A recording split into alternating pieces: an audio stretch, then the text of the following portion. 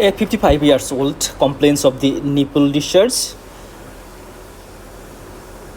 This was blood stained on one occasion but no subsequently. Clinical examination shows clear fluid but no discrete lump, and imaging with ultrasound and mammography is normal. So here we can see the ultrasonography, also the mammogram or mammography is normal, and in the clinical examination or in the clinical result there is no lump, and there is nipple discharge and blood time and blood stain only one time, but when examination there is clear fluid.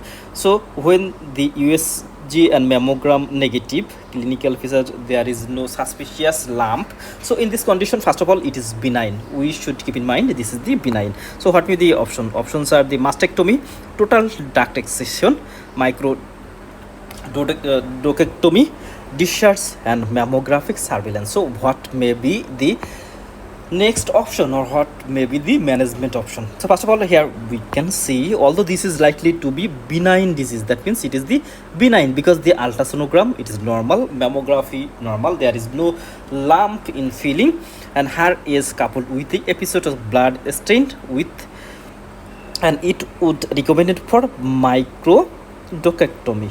So as the age is more, that means which is about 55 years old, so in this condition we should not keep the discharging duct, we should go for the microdocectomy. And she may have intraductal papilloma, that means there is a papilloma within the duct. So what occur, imagine this is nipple and different duct, they are open in the nipple, and what happened, there may be a papilla. If we zoom this area, so what happened, there may be a papilla, that means there may be this like of the lesion, and it causes secretion of the blood or secretion of the watery substances.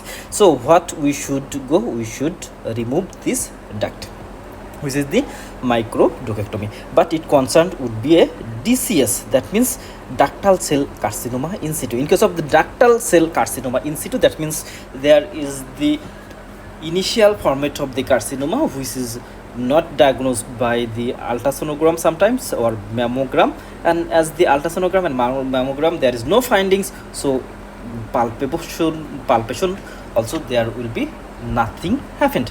So for this condition we should excision by the microdocectomy, with which should send this for this tissue for histopathological examination.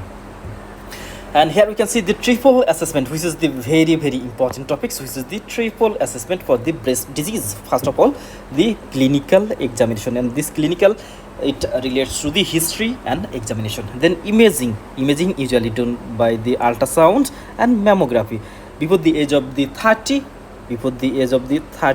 usually before the age of the 30 year, usually ultrasonogram, and more than 30 usually mammogram.